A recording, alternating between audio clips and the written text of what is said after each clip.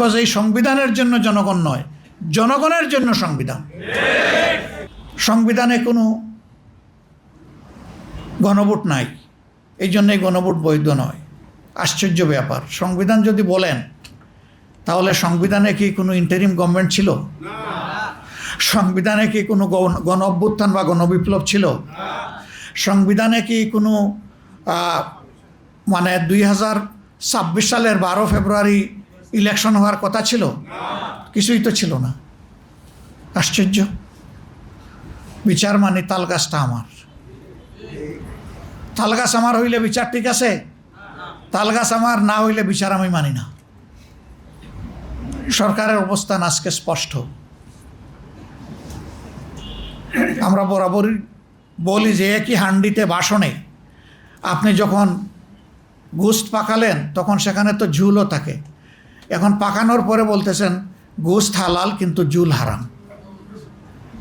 একই হান্ডিতে পাকানো হলো, ওই ঝুলের মধ্যেই গোশত পাকানো হয়েছে, ওই ঝুল থেকে গোশত তুলে খাওয়া হচ্ছে, এখন ওইটা হালাল আর এইটা হারাম।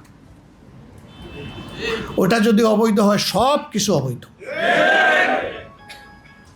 কিন্তু আমরা অবৈধ বলি না, আমরা বলি সব কিছু বৈধ। কেন বলি? পলিটিক্যাল সায়েন্সের ভাষা হচ্ছে will of the people is supreme ল।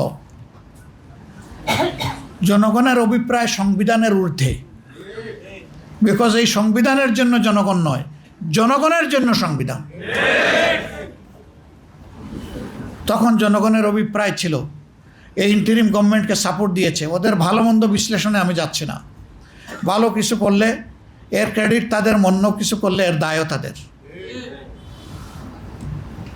সম্মানিত ভাইয়েরা,